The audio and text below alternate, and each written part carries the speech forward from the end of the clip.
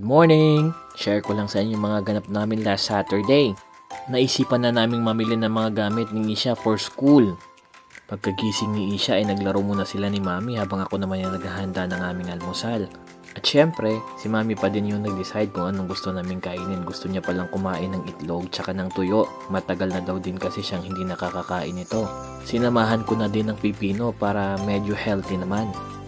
Ayon sa weather forecast, maulan buong araw pero hala, sige, larga pa din kami dahil Lunes na ang pasok ni Isha at wala pa siyang mga gamit. May mga material siya na kailangan sa school at syempre yung mga susuotin niya. Kunti lang din kasing mga dala naming mga damit niya dito. Ito pala yung listahan ng mga kailangan namin bilhin. Naka-Japanese to kaya kailangan pa naming mag-translate para mabasa at madali yung pamimili namin. Ito yung mga kailangan niya ng mga bagong eating utensils, toothbrush set, diapers, wipes, towel, changing clothes at iba pa. Nagbus lang kami papuntang bilihan. Maulan at saka malamig, kaya parang nagsisisi kami na tumuloy kami sa lakad namin na to. Pero since nasa labas na kami, kaya push na lang kami. Sa 2nd Street pala kami pumunta, ang sikat na reuse shop dito sa Japan. Siyempre gusto namin makatipid kaya dito na kami sa mga reuse items na may quality at magaganda. Nakakita agad si Mami ng original Hello Kitty bag. Cute ito at nasa 300 yen lang o 115 pesos sa palitan ngayon. Napakamura lang kaya kinuha na namin agad. Meron ding mga caps at bonnets na cute. Kinuha na din namin tong mittens na tag 38 pesos. Gusto ata ni Isha, ayaw na bitawan eh. Pinasuot pa nga niya agad. Ito namang mga shoes, ang cute at mukhang matitibay. Ito nagustuhan agad ni Mami, sakto sa winter to.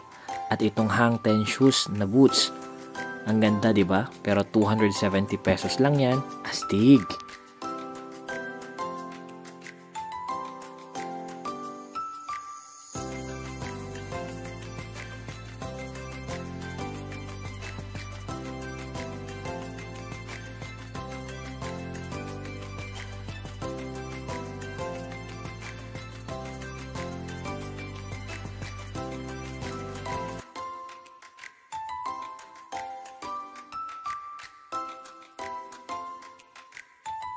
Itong mga long sleeve shirts din, nasa around 100 to 300 yen lang. Branded at magaganda. Meron ding magaganda at quality na winter jackets. Pumili na din kami para kay Isha. Sakto to kasi malamig na ngayon.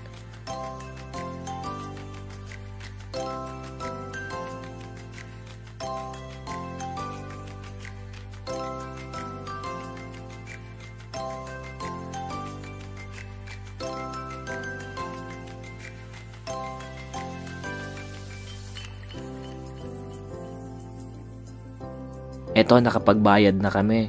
Kami na rin ang nagpack. Ganito kasi yan dito. Umuwi na din kami pagkatapos bumili at eto pagdating sa bahay, tiningnan agad ni Mami. Mas excited pa ata to kay Isha eh.